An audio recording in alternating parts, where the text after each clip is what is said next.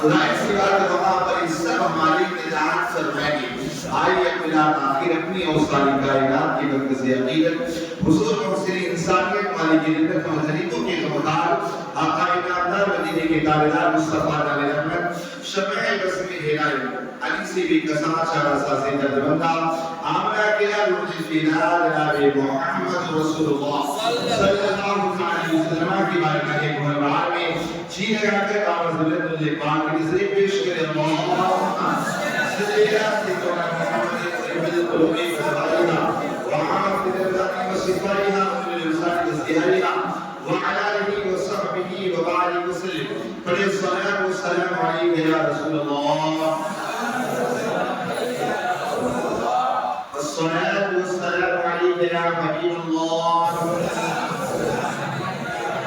الصلاة والسلام علیکہ یا رحمة للعالمین. الصلاة والسلام علیکہ یا جد الحسن والحسین.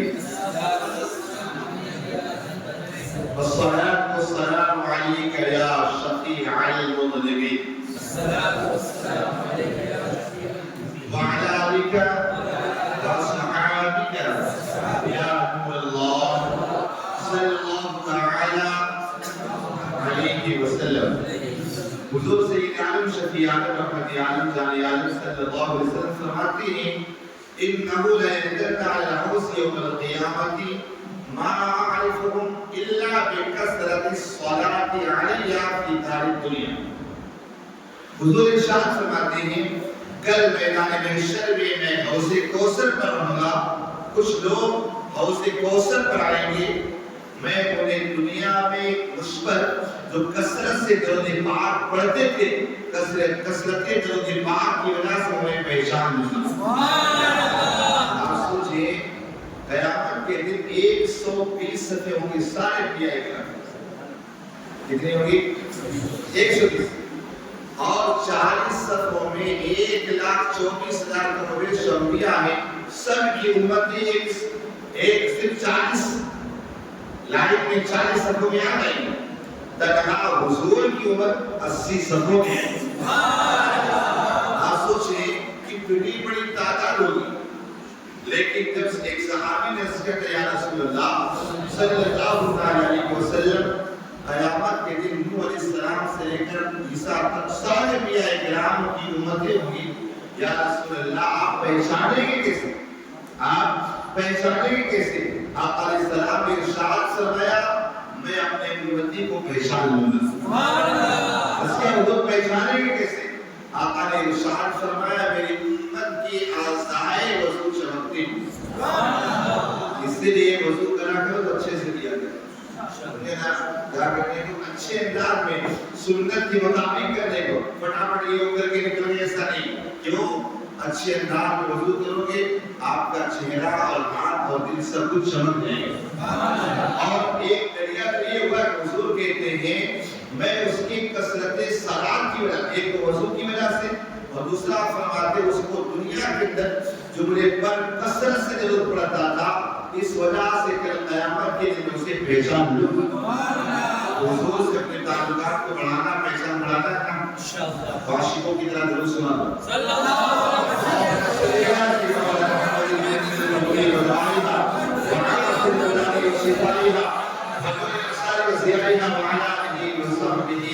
علیہ وسلم.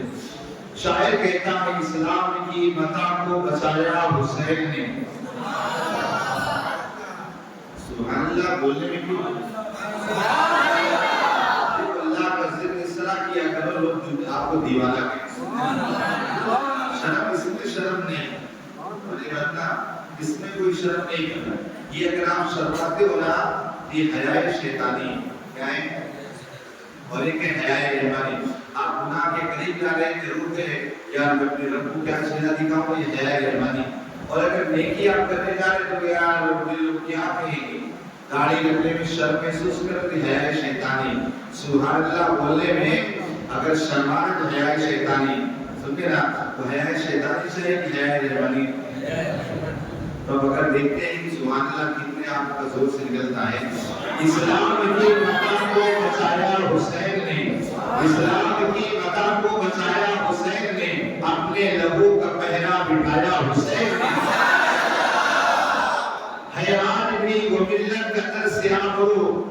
کے کربلا پہ پڑھایا حسین نے، ہے آج بھی وہ مسجد و منبر کی روشنی، ہے وہ آج بھی مسجد و منبر کی روشنی، دیا جو حرم میں جلایا حسین نے، اور ہے آج بھی یزیدیت ماتم میں مضطرب، ہے آج بھی یزیدیت ماتم میں مضطرب، ایسا نشان عبرت بنایا حسین نے، ہر لمحہ لاکھوں سجدے میں پروردگار کو، لیکن ابرو کا سجدہ نبھایا حسین نے، اور دیر تھی آصف کی خیالوں میں کربلا، تب تھا کہ کربلا پہ بلایا حسین نے، اور دشت بلا کو عرش کا زینہ بنا دیا، دشت بلا کو عرش کا زینہ بنا دیا، جنگل کو مصطفیٰ کا مدینہ بنا دیا، ہر ذرے کو نجف کا نگینہ بنا دیا، حسین کو نے مرنے کو جینا بنا دیا۔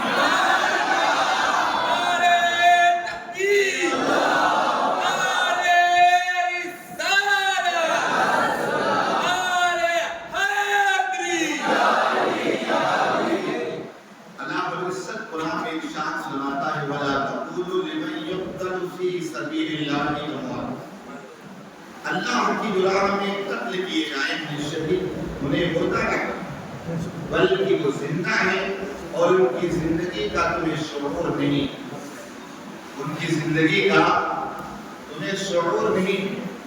آپ دیکھیں ایک بندہ اگر ایک مرتبہ اللہ کی راہ میں اپنی جان کو قربان کر دے، اللہ کہتا ہے وہ مردہ نہیں زندہ ہے۔ اگر کوئی انسان اپنے پوری زندگی کو اللہ کی راہ میں قربان کر دے وہ کب مردہ ہو سکتا ہے؟ اور شہید کا وہ مقام اور مرتبہ ہے کہ شہید جو ہوتا ہے اس کا خون کا پہلا قطرہ جب زمین پر گرتا ہے اللہ تبارک و تعالیٰ اس کا جنت کا ٹھکانہ دکھا دیتا ہے، ایسے خون کا قطرہ زمین پہ بار نہیں گرتا ہے، اللہ تبارک و تعالیٰ اسے قبر کے عذاب سے محفوظ فرماتا ہے۔ شہید کے بارے میں کہا گیا کہ قیامت کے دن جب جنت میں جائے گا اسے وہاں مزہ نہیں ہے، جب مزہ نہیں آئے گا نا اللہ فرمائے گا اے شہید جنت میں کس چیز کی کمی ہے؟ عرض کرے گا مولا سب کچھ ہے لیکن تیری راہ میں جو گردن کٹوانے میں مزہ تھا وہ کسی چیز میں مزہ نہیں آتا، تیری جنت کی نعمتوں میں مزہ نہیں تو تیری راہ میں گردن کٹوانے میں مزہ آتا۔ اللہ پاک نے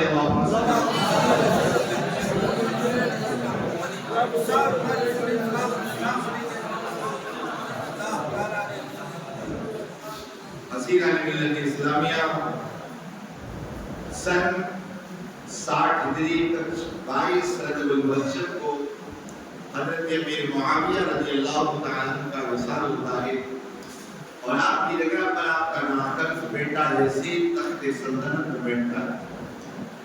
تخت سلطنت پر بیٹھنے سے پہلے ہی حضرت امیر معاویہ رضی اللہ تعالیٰ عنہ اسے چند نصیحتیں کی، کہا سن پہلے اہل بیت طہار کو کھلانا پھر تو کھانا، پہلے اہل بیت طہار سے اگر کوئی معاملہ ہو تو اسے مشورہ کرنا، اس طرح کر کے چند نصیحتیں کی حضرت امیر معاویہ رضی اللہ تعالیٰ عنہ۔ اس کے بعد یزید ان کی جگہ پر تخت سلطنت پر بیٹھتا ہے، جیسے ہی تخت سلطنت پر بیٹھا اسے ڈر تھا کہ مدینہ منورہ کے اندر جو صحابہ کرام ہیں وہ میری بیعت کو قبول نہ کریں گے، اسے پتا تھا کہ میں ظاہر سی بات اسلام کے قانون کے خلاف جا رہا ہوں، شریعت مصطفی سے ہٹ کر کے میری زندگی گزر رہی ہے، داڑھی اٹھانا میرا شیوا ہے، عورتوں کے ساتھ زنا کرنا، بندر کا ناش کسانا یہ سارا میرا شیوا ہے۔ غرضی کو جانتا تھا کہ آج میں شریعت مطہرہ سے کھلواڑ کر رہا ہوں، اس لیے اسے ڈر تھا کہ ایسا نہ ہو کہ مدینہ منورہ میں رہنے والے میرے خلاف بغاوت کر دیں اور میری تخت سلطنت چلی جائے۔ تو تخت سلطنت پر بیٹھتے ساتھ فوراً اس نے مدینہ منورہ کی طرف ایک خط روانہ کرتا ہے اور اس خط کے اندر لکھتا ہے، وہاں کے جو گورنر تھے جن کا نام ولید بن عقبہ تھا، کہا ولید بن عقبہ میرا خط پاتے ہی ساتھ وہ فوراً وہاں پر حسین ابن علی سے، عبداللہ ابن زبیر سے، عبداللہ ابن عمر سے اور عبداللہ ابن عباس سے، ان چند صحابہ کرام سے فوری طور پر ان سے جا کر بیعت لینا، اور اگر بیعت نہ کرے تو ان کی گردنیں کاٹ دینا، یا تو تجھے فیصلہ کرنا فیصلہ کر لینا، لیکن جتنی جلدی ہو سکتا ہے ان چاروں لوگوں سے بیعت لے کر کے اس تک پروانہ بھیج دینا۔ اب یہاں پر جب ولید بن عقبہ جو مدینے کے گورنر تھے، جب یہاں پر انہیں بات پتہ چلتی ہے، جیسے انہیں خط دیکھا حضرت امیر معاویہ کا مثال ہو گیا ہے، اور ان کی نگاہ ان کا ناخلف اور ناہنجار بیٹا یزید تحت سلطنت پر بیٹھ گیا ہے۔ اللہ اکبر! چونکہ ولید بن عقبہ وہ محب اہل بیت تھے، اہل بیت اطہار سے محبت رکھنے والے تھے، انہوں نے سوچا کیسا کیا جائے، انہوں نے پیغام بھیجا حضرت امام علی مقام رضی اللہ تعالیٰ عنہ کو اور چند صحابہ کرام کو۔ چند صحابہ کرام نے بیماریوں کی وجہ سے یا چند معاملات کی وجہ سے حاضر نہ ہوئے، حضرت امام علی مقام رضی اللہ تعالیٰ عنہ معاملے کو ہانپ چکے تھے۔ آپ نے سمجھ لیا ضرور کوئی نہ کوئی بات ہوگی، آپ کے ساتھ چند صحابہ کرام کو ساتھیوں کو آپ لیتے ہیں اور گورنر ہاؤس پہنچتے ہیں۔ پہنچنے کے بعد انہیں باہر روکا تاکہ دیکھو جب میری آواز بلند ہو جائے تو سمجھ لینا کوئی معاملہ ہے اور اندر تم آ جانا۔ ولید بن عقبہ کے بعد حضرت امام علی مقام رضی اللہ تعالیٰ عنہ پہنچنے کے بعد ولید بن عقبہ نے بڑی عزت کی، اور عزت دینے کے بعد کہتا ہے حسین بن علی آپ کو بتا دوں کہ حضرت امیر معاویہ کا مثال ہو گیا ہے۔ آپ نے انا للہ و انا الیہ راجعون پڑھا، اور اس کے بعد آپ نے ولید بن عقبہ نے کہا ان کی نگاہوں کا بیٹا یزید تخت سلطنت پر بیٹھ گیا ہے، لہذا ضروری یہ ہے کہ آپ ان کی بیعت کر لیں، یا کس طرح کریں گے وہاں سے بیعت کا مطالبہ ہے۔ حضرت امام علی مقام رضی اللہ تعالیٰ عنہ کہتے ہیں مجھ جیسا انسان چھپ کر کے بیعت نہیں کر سکتا ہے، لہذا سارے لوگوں کو جمع کرو اور جمع کرنے کے بعد بیعت کا مطالبہ کرو، مجھ جیسا انسان چھپ کر کے بیعت نہیں کر سکتا ہے۔ اللہ اکبر! امام علی مقام رضی اللہ تعالیٰ وہاں سے جانے لگے، اسی ولید بن عقبہ کے پاسوں میں جس کا وزیر تھا، جس کا وزیر کا بیٹا تھا، جس کا نام مروان ابن حکم تھا۔ مروان وہ انسان، وہ بدبخت انسان ہے، اس نے بڑا ہی ظلم کیا۔ مولا کائنات علی مرتضیٰ رضی اللہ تعالیٰ اور آپ کے اولاد کو گالیاں دیا کرتا تھا۔ یہ جو مروان تھا معاذ اللہ اہل بیت اطہار کو بڑا پریشان کیا کرتا تھا۔ یہ وہی مروان ہے جب اس کا باپ حکم آقا علیہ السلام کی بارگاہ میں لے کر آتا ہے کہ میرے گھر میں بیٹے کی ولادت ہوئی ہے، تحقیق کرتے تحریک کہتے ہیں کہ جب بچہ پیدا ہو کسی بزرگ کا جھوٹا کھلا دے یا کوئی چیز کھلا اسے تحریک کہتے ہیں، تو کہا یا رسول اللہ صلی اللہ تعالی علیہ وسلم آپ تحریک کر دیں۔ آقا علیہ السلام کو کسی نے ارشاد فرمایا یہ کرکٹ کا بیٹا کرکٹ ہے، کہا اس کے لیے کیا کرنا ہے، کہا یہاں سے لے جاؤ۔ اللہ اکبر! آقا علیہ السلام کو تسلیم کی نگاہوں میں سے پہلے سے بھی تھا، تو پہلے سے ہی بات تھی یقین یہ بندہ ایسا کرنے والا ہے۔ مروان بن حکم کہتا ہے امام حسین جانے لگے، کہنے لگا اے ولید بن عقبہ سن لے، اگر آج سے امام حسین پر کنٹرول نہ پایا یا تک دوبارہ کنٹرول نہ کر پائے گا، ان پر دوبارہ قبضہ نہ کر پائے گا، بہتر یہ کہ اگر بیعت کر لے تو ٹھیک ہے ورنہ فوراً کی گردن مار دے۔ اللہ اکبر! امام علی مقام رضی اللہ تعالیٰ جیسے ہی آپ سنتے ہیں فوراً پلٹ کر کہتے ہیں او ناہنجار کیا کہتا ہے، آجا اے ناہنجار کیا کہہ رہا ہے۔ ولید بن عقبہ نے کہا امام آپ پریشان نہ ہو، اے امام آپ تشریف لے جائیں، اے امام آپ تشریف لے جائیں۔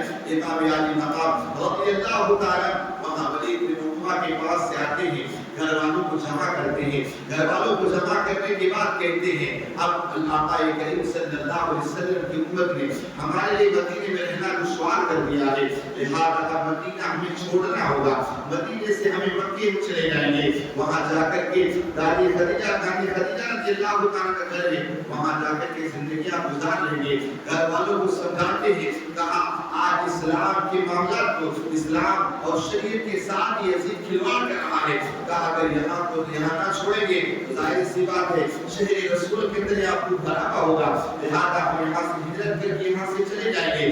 گھر والوں کو نصیحت کرتے ہیں اور کہتے ساتھ و سامان تیار کیا جائے اور اس کے بعد رات کے اندھیرے میں جب صبح کا وقت ہوگا پہلے آخری پہر میں ہم مدینہ منورہ کو شہر رسول کو چھوڑ کر کے ہم مکہ مکرمہ کی طرف روانہ ہو جائیں گے. اللہ اکبر.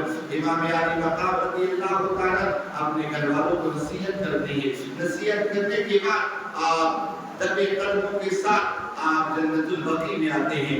آنے کے بعد اپنے بھائی امام حسن رضی اللہ تعالیٰ کی مزار پر آتے ہیں. کہتے ہیں اے بھائی حسن میرے آخری سلام کو قبول کرو. اے بھائی حسن آج نانا جان کی امت نے مدینے میں رہنا دشوار کر دیا ہے. مدینہ میں کبھی نہ چھوڑتا اس لیے کہ مدینہ وہ جگہ ہے. اس لیے کہ آقا نے فرمایا تھا نانا جان نے فرمایا تھا کہ نبی جو ہوتا ہے سب سے بہتر اس دور کے اندر جو شہر ہوتا ہے اس شہر کے اندر وہ دفن ہوتا ہے.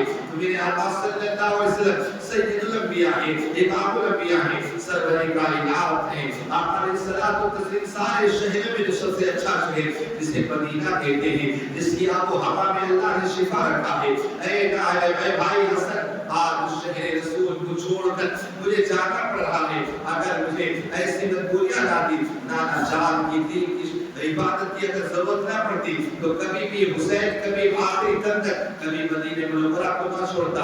اے بھائی حسن یہ وہی مدینہ ہے جن کی گلیوں میں نانا جان اپنے کندھوں پر بٹھایا کرتے تھے. جن کی گلیوں میں حضرت کبھی ابو بکر بٹھا رہے ہیں کبھی عمر بٹھا رہے ہیں جن گلیوں میں گھوما کرتے تھے. اے بھائی حسن آج اسی مدینے کو چھوڑ کر کے آج میں جا رہا ہوں. اے بھائی اس حسن میرے آخری سلام کو قبول کرے اور میرے لیے صبر اور تحمل کی دعا کرنا. جب میدان محشر میں جب میدان کربلا میں علی اصغر کے حلق پر تیر چل رہا ہو اس وقت میرے لیے صبر استقامت کی دعا کرنا.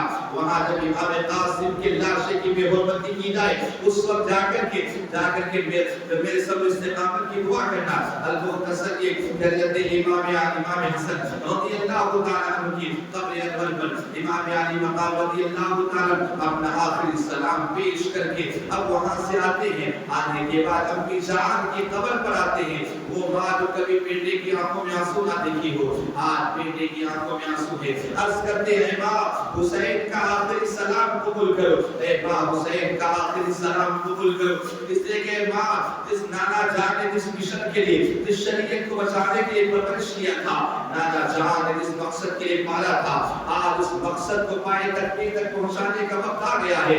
اے ماں اے میری ماں میرا آخری سلام قبول کرو اور میرے لیے صبر و استقامت کی دعا کرنا. جب میدان کربلا میں ننھے علی اصغر کے حلق پر تیر چل رہا ہو اس وقت میرے لیے صبر و استقامت کی دعا کرنا. جب امام قاسم کی لاشیں کو دیکھو اس وقت صبر و استقامت کی دعا کرنا. المختصر یہ حضرت امام علی مقام رضی اللہ تعالی اپنی ماں فاطمہ الزہرا کی قبر انور پر آخری سلام پیش کر کے اب وہاں سے نانا جان کی قبر انور پر آتے ہیں. نانا جان کے روزے پر آتے ہیں. آ کر کے نانا جان میرا آخری سلام قبول کرو. اے نانا جان میں وہی حسین ہوں جن کی لبوں کو آپ بوسہ دیا کرتے تھے. اے نانا جان میں وہی حسین ہوں جن کو آپ سنا کرتے تھے اور کہتے تھے کہ میرے حسن و حسین سے جنت کی خوشبو آتی ہے. اے نانا جان میں وہی حسین ہوں جس کے لیے آپ نے کہا تھا ان حسن اور حسین سیدنا شباب اہل جنہ کہ بے شک حسن و حسین نوجوان جنتیوں کے سردار ہیں. اے نانا حسین آج آپ کی مشن کی پائے تکمیل کو پہنچانے کا وقت آ گیا ہے. اے نانا جان آج آپ کی شریعت میں آ جا رہا ہے. اے نانا جان آپ اس مشن کے لیے میرے پانے تھے جس مشن کے لیے آپ نے پرورش کی تھی آج اس کو پائے تکمیل تک پہنچانے کا وقت آ گیا ہے. اے نانا جان آپ میرے صبر و استقامت کی دعا کرنا. اے نانا جان اب دوبارہ مدینہ آنا نصیب نہ ہوگا.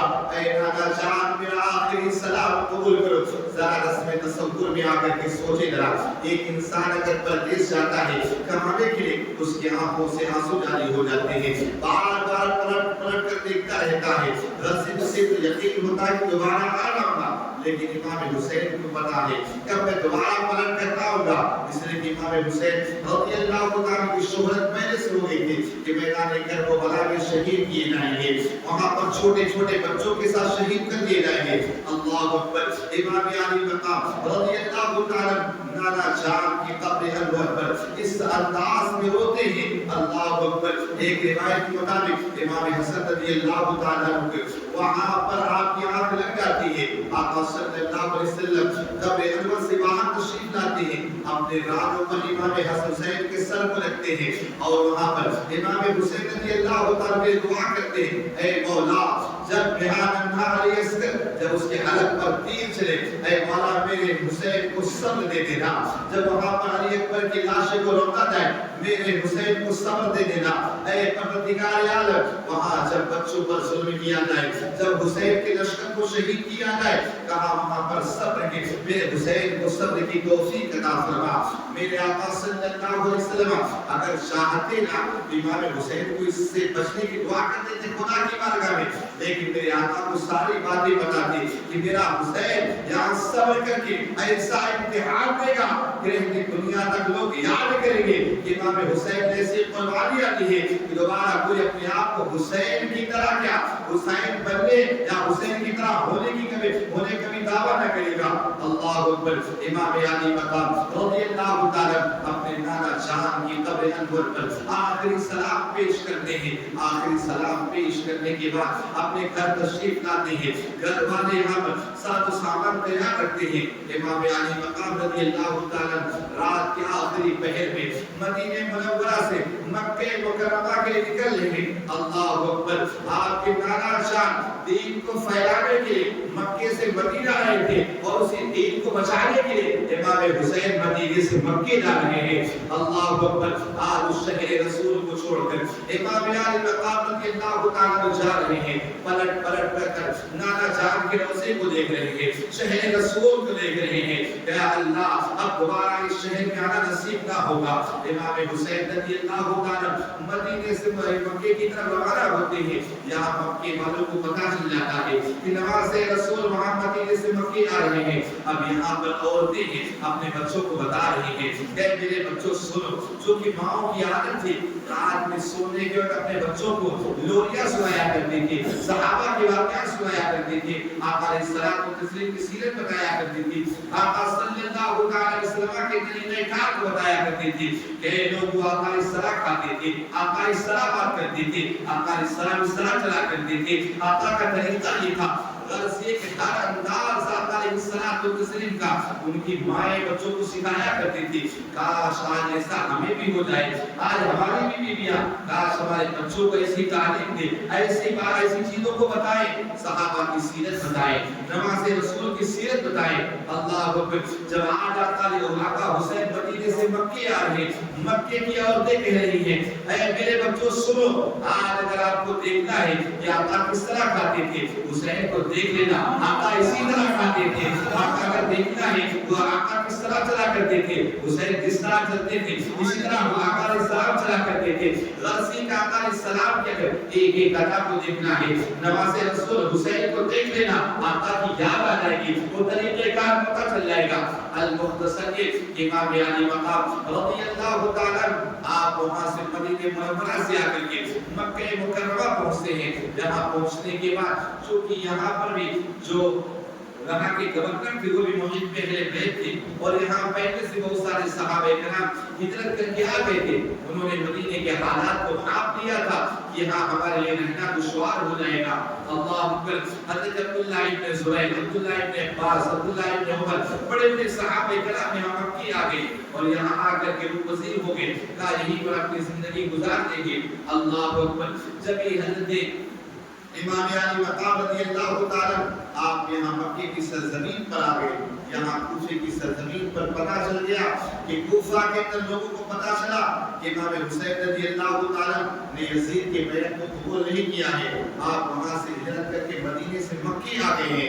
جب سارے لوگوں کو پتہ چلا وہاں پر ایک گھر کے اندر سارے لوگ جمع ہوتے ہیں, بیٹھ کر میٹنگ کرتے ہیں اور بالاتفاق خط لکھتے ہیں کہ آقا حسین ہم آپ کے نام پہ جان دینے کے لیے تیار ہیں. کہا ہم یزید سے بیزار ہیں, اس کے باپ سے بھی ماشاءاللہ بیزار تھے کیونکہ اس میں بہت سارے شیعان علی تھے، شیعان حسن تھے، وہ سارے لوگ بیزاری کا اظہار کیا، کہا عورت آپ وہاں سے ہجرت کر کے کوفہ چلے آئیں، یہاں پر آپ آئیں اور آپ کے دست و بازو بن کے ہم لڑتے رہیں گے۔ یہاں جب امام علی مقام رضی اللہ تعالیٰ کو خط ملا، یکی بعد دیگرے خط آتے رہے، یکی بعد دیگرے خط آتے رہے، یہاں تک کسی نے 150 لکھا، کسی نے 1000 تک، کسی نے 1500 تک لکھا ہے کہ خط امام علی مقام رضی اللہ تعالیٰ کی بارگاہ میں آتے ہیں۔ امام علی مقام رضی اللہ تعالیٰ کے پاس جب آخری خط آتا ہے، اس آخری خط میں لکھا ہوتا ہے، اے آقا حسین، ہم آپ کے ہاتھ پر آپ بھی بیعت کرنے کے لیے تیار ہیں اور یزید سے بیدار ہیں، اور اگر آپ ہمارے درمیان نہ آئے تو یاد رکھنا کل قیام ہم یزید کی بیعت کی مجبوری میں قبول کر لیں گے، لیکن میدان محشر میں جب آپ کے نانا جان پوچھیں گے ہم کہہ دیں گے کہ آپ کے نواسے حسین کو اپنی جان پیاری تھی، آپ کا دین پیارا نہیں تھا، اس وجہ سے ہم نے مجبوری میں یزید کی بیعت کی، تو آپ اپنے نانا جان کو کیا جواب دیں گے؟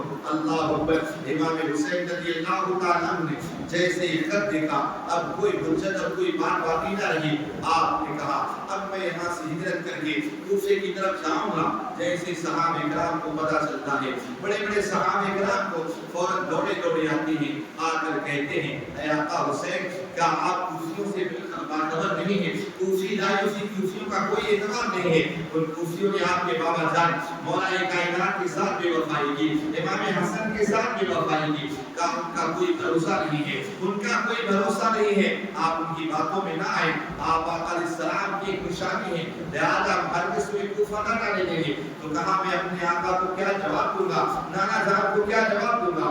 اللہ اکبر۔ جب امام حسین رضی اللہ تعالیٰ مسجد ہے، نہیں مجھے تو وہاں جانا پڑے گا، ورنہ آقا علیہ السلام پوچھ رہے کہ میں کیا جواب دوں گا؟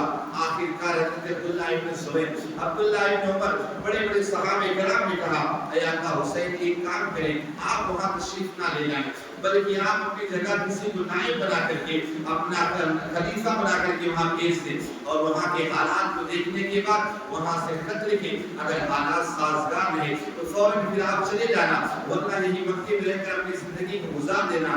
آقا حسین نے وہاں پھر اپنے چچا زاد بھائی مسلم بن عقیل کو بلایا، کہا اے مسلم، میں تمہیں اپنا یہاں سے خلیفہ بنا کر کے بھیج رہا ہوں، وہاں جا کر میرے نام کی بیعت لینا، وہاں کوفے کے اندر حالات کیسے ہیں، وہاں کے حالات کو اگر سازگار ہو مجھے خط لکھنا، اس کے بعد میں وہاں یہاں سے آ جاؤں گا۔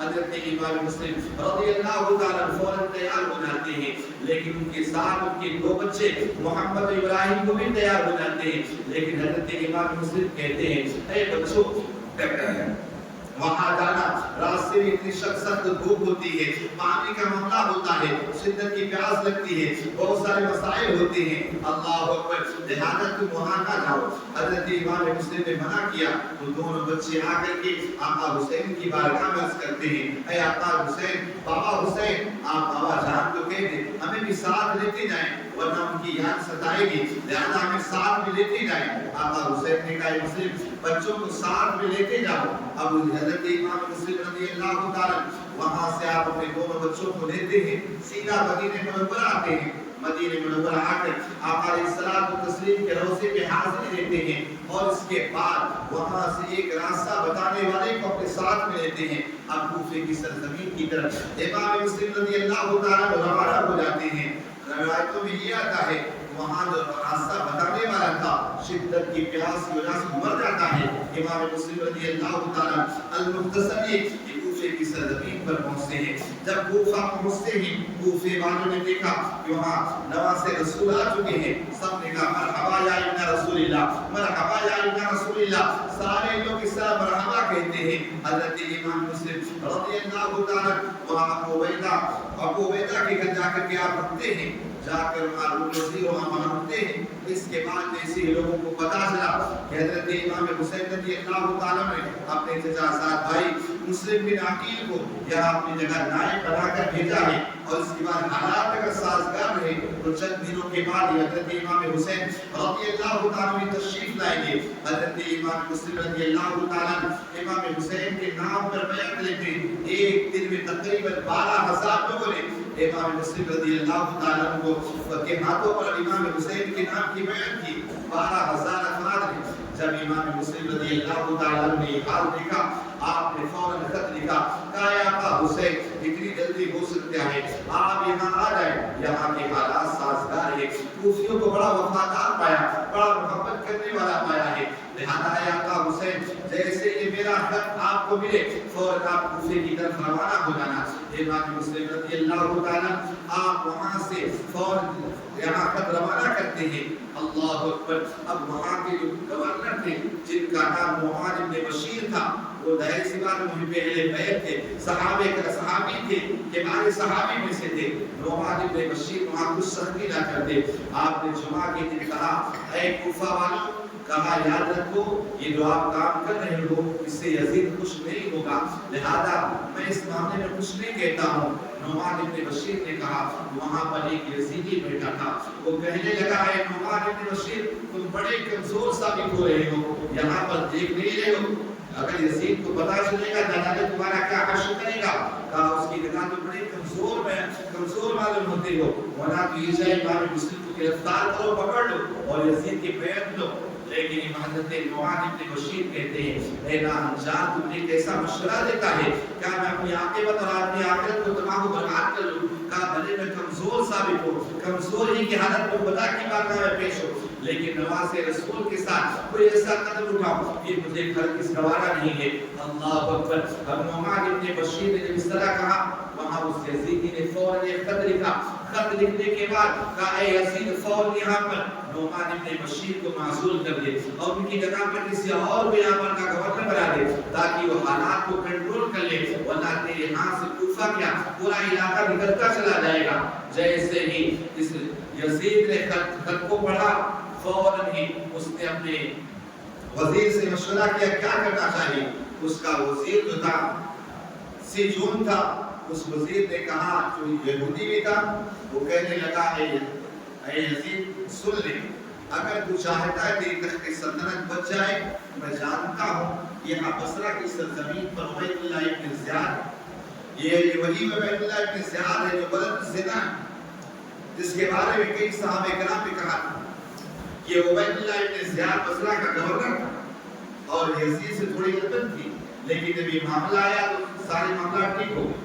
یزید نے خط لکھا، کہا عبید اللہ ابن زیاد جیسے مجھے خط ملے فوراً اپنی جگہ کسی اور کو گورنر بنا اور فوراً کوفے کی سرزمین کی طرف روانہ ہونا، کوفہ جا کر وہاں کے حالات کو کنٹرول کر، جس طرح بھی ہو سکتا ہے اگر قتل کرنا پڑے قتل کرنا، جو کرنا سکے کر، لیکن وہاں کے حالات کو اپنے کنٹرول میں رکھ۔ اور نعمان بن بشیر کو میں معزول کرتا ہوں۔ جیسے ہی عبید اللہ ابن زیاد کو ملا، عبید اللہ ابن زیاد کو جیسے خط ملا، اس نے فوراً اپنی جگہ اپنے بھائی عثمان بن زیاد کو گورنر بنایا اور وہاں سے ایک لشکر لے کر کے فوراً کوفے کی طرف روانہ ہو گیا۔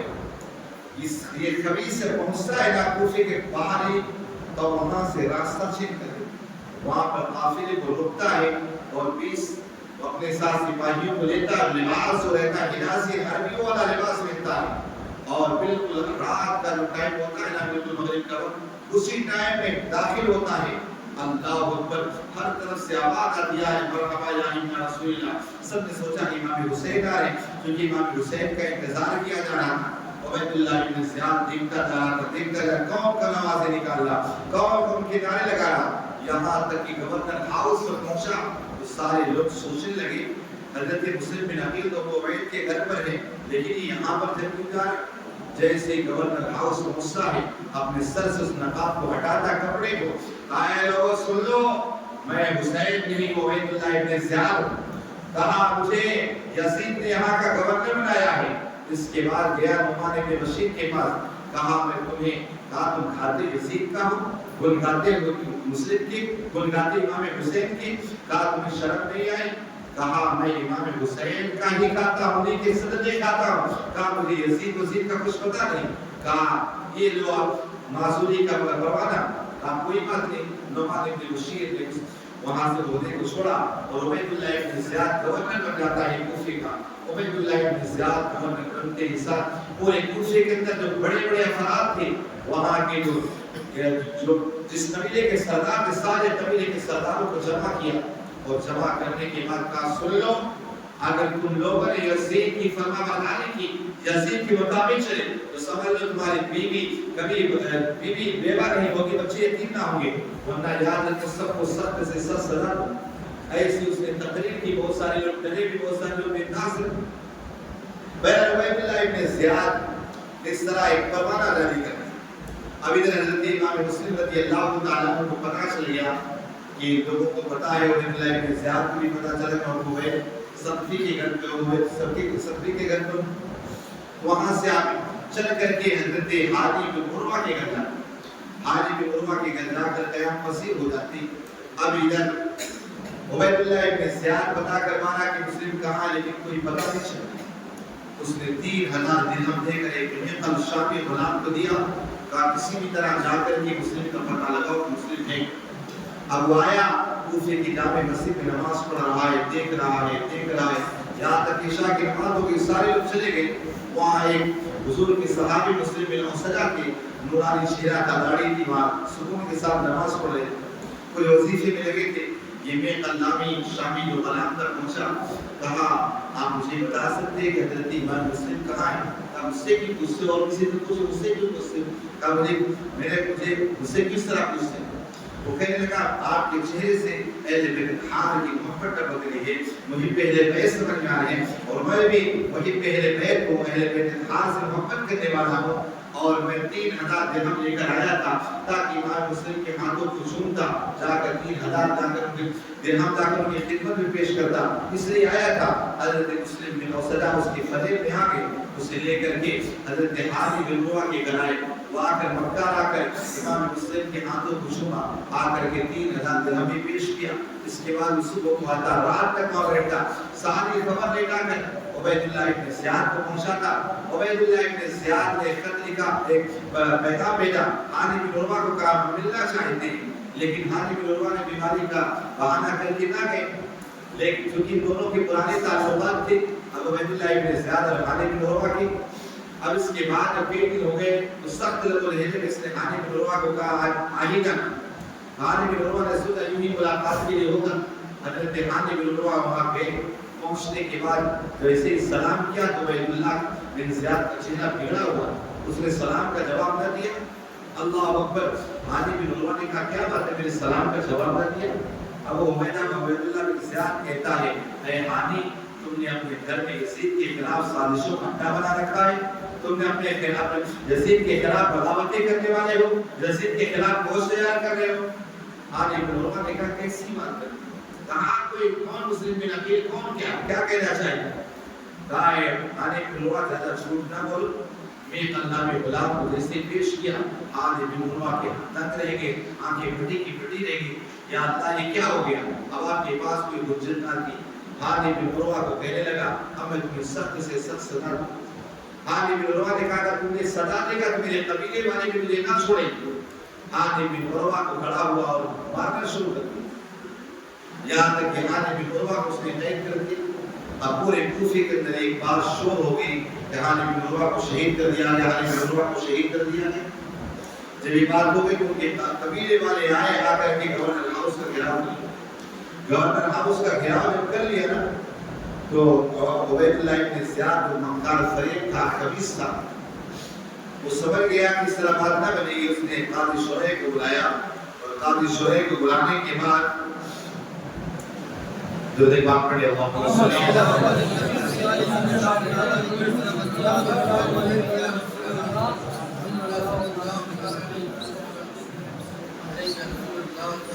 اللهم صل على سيدنا محمد طب القلوب ودوائها وعافية الأبدان وشفائها ونور الأبصار وضيائها وعلى آله وصحبه وبارك وسلم۔ قاضی شریح کو کہا جاؤ تم جا کر کے دیکھ کے آؤ حاجی بن عروہ زندہ ہے، اور ساتھ ایک جاسوس کو بھیجا، کہا جتنا کہا ہے اتنا ہی کہ اس سے زیادہ نہیں، بس دیکھو زندہ ہے، بس زندہ ہے۔ قاضی شریح جا کر ملتے حاجی بن عروہ سے، حاجی بن عروہ کہتے اگر ابھی 10 افراد بھی اندر آ گئے تو عبید اللہ ابن زیاد کی کھڑیاں کھڑی کر دیں گے، یقیناً وہ آج پریشان ہو جائے گا۔ اب عبید اللہ ابن زیاد نے اس طرح جاسوس کو بھیجا، اب قاضی شریح آ کر قبیلے والے کو کہا کہ قبیلے والے حاجی بن عروہ زندہ ہیں، لیکن ایک مسئلے کے تحت وہ حاجی بن عروہ کو وہاں پر نظر بند کر دیا گیا، قید کر رکھا گیا ہے، آپ کے قبیلے والے چلے جاتے ہیں۔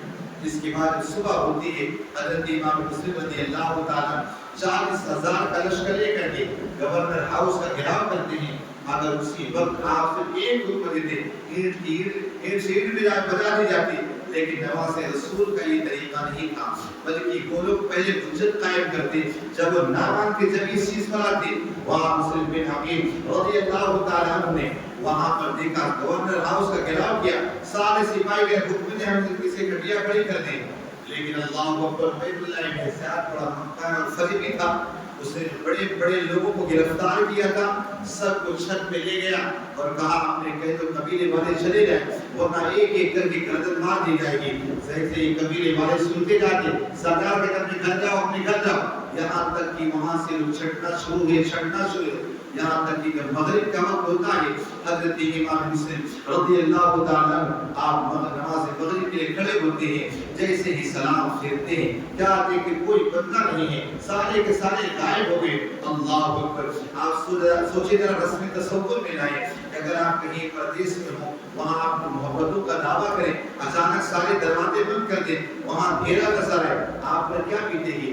سوچے ذرا امام مسلم رضی اللہ تعالیٰ پر کیا گزری ہوگی۔ حضرت امام مسلم رضی اللہ تعالیٰ آپ گھوڑے پر سوار ہوتے ہیں، سوار ہونے کے بعد کوفے کی جس گلی سے جاتے ہیں، کیا دیکھ کے وہاں اندھیرا چھایا ہے، سب کے دروازے بند ہیں، کل تک سارے لوگوں کے دروازے کھلے تھے اور مرحبا یا ابن رسول اللہ کے نعرے لگتے تھے، لیکن آج سارے لوگوں کے دروازے بند نظر آ رہے ہیں۔ امام مسلم رضی اللہ تعالیٰ چلتے چلتے ایک مقام پر رکتے ہیں، وہاں ایک عورت گھر کے باہر بیٹھی ہوتی ہے جس کا نام دوا ہوتا ہے، وہ دوا نامی عورت اپنے بیٹے کا انتظار کر رہی ہوتی ہے۔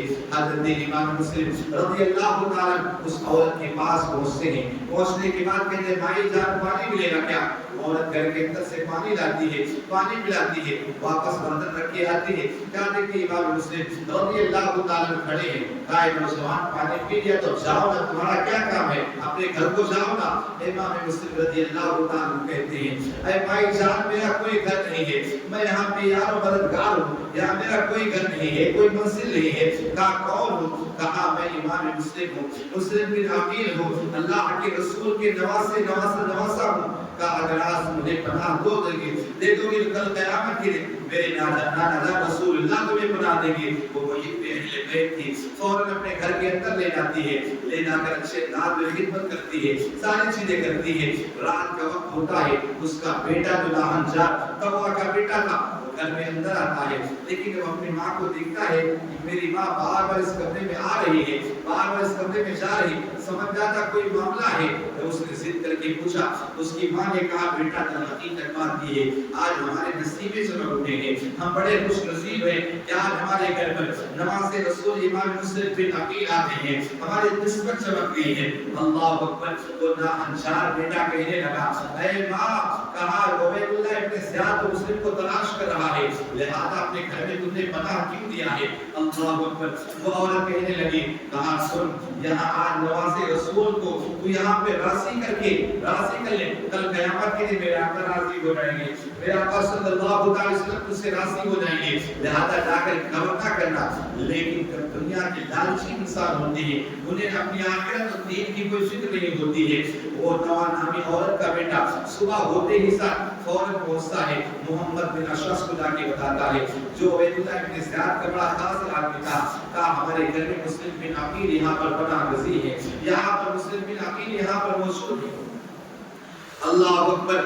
جب آ کر کے بتایا نا، وہ محمد بن اشعث جا کو عبید اللہ ابن زیاد کو بتاتا ہے، عبید اللہ ابن زیاد نے ایک لشکر بھیجا، 40 افراد کا تھا، کہا جاؤ مسلم بن عقیل کو لے کر کے آؤ۔ اسے پتا تھا اس سے ایک آدمی کو گرفتار کرنے کے 2-4 کافی تھے، لیکن اسے پتا تھا کہ شیر خدا کی اولاد ہے، شیر خدا کا بھتیجا ہے، کوئی عام آدمی نہیں ہے، لہذا اسے کنٹرول میں کرنا آسان بات نہیں ہے۔ 40 افراد کا لشکر جب آتا ہے، حضرت مسلم بن عقیل رضی اللہ تعالیٰ جب آپ گھوڑوں کے ٹاپوں کی آواز کو سنتے ہیں، آپ سمجھ جاتے ہیں کہ ظاہر سی بات اس نے مجھے گرفتار کرنے کے لیے بھیجا ہے۔ حضرت مسلم بن عقیل رضی اللہ تعالیٰ باہر نکلتے ہیں اور ہر طرف تلواروں سے ایسا وار کرتے ہیں کہ گردن اور گولی کی طرح کاٹتے چلے جاتے ہیں۔ وہ سارے پریشان ہو گئے، کوئی چھتوں پہ چڑھ جاتا ہے، کوئی کہاں چڑھ جاتا ہے، وہاں سے پتھروں کی بارش کرتے ہیں، وہاں سے تیر برساتے ہیں۔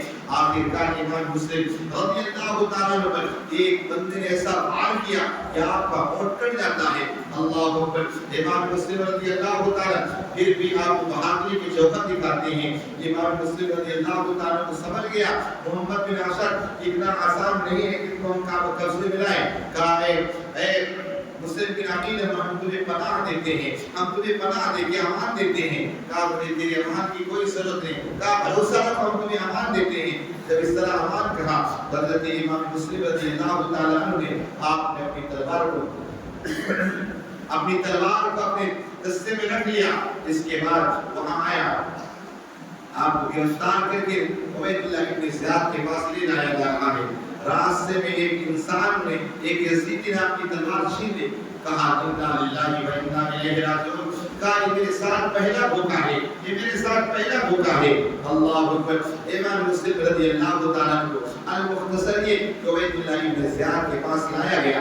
جیسے ہی گورنر ہاؤس پہنچتے ہیں، پہنچنے کے بعد آپ کو شدت کی پیاس لگی تھی، آپ نے وہاں دیکھا مٹکا میں پانی رکھا ہے، کہا ایک پیالہ پانی مل سکتا ہے؟ ایک شخص پانی لا کر دیتا ہے۔ حضرت مسلم بن عقیل رضی اللہ تعالیٰ جیسے ہی ہونٹ کے قریب لے جاتے ہیں، پورا پانی خون بن جاتا ہے، آپ کو اسی طرح چھوڑ دیا۔ کہا لگتا ہے دنیا کا پانی پینا نصیب نہیں ہے، اب نانا جہان کے ہاتھوں سے آپ کوثر پینا ہی نصیب ہوگا۔ اللہ اکبر۔ حضرت مسلم بن عقیل رضی اللہ تعالیٰ عبید اللہ ابن زیاد کے پاس گئے، لیکن جیسے بادشاہوں کے معاملات ہوتے ہیں، جا کر کے سلام پیش کرنا، گردن کو جھکانا، امام مسلم رضی اللہ تعالیٰ نے ایسا کچھ نہ کیا، سیدھا جا کے کھڑے رہے۔ سارے سپاہی کہنے لگے، کہا اے مسلم کیا تمہیں پتا نہیں ہے کہ امیر عبید اللہ ابن زیاد کو سلام کرتے تو سیدھا اسی طرح گئے۔ حضرت مسلم بن عقیل رضی اللہ تعالیٰ کہتے ہیں، کہا جو میرے خون کا پیاسا ہو وہ اسے سلام کرو۔ کہا اگر میرے خون کو اگر وہ معاف کر دیتا، اس کے بعد سلام و کلام کے لیے بہت سارے موقع رہتے۔ اب اس کے بعد عبید اللہ ابن زیاد کہتا ہے، اے مسلم بن عقیل معاذ اللہ، حضرت علی کو گالیاں دیتا ہے، حضرت حسن حسین کو گالیاں دیتا ہے، نہ جانے کیا کیا کہتا ہے۔ کہا اے مسلم کیا تمہیں ضرورت تھی کوفہ آنے کے لیے؟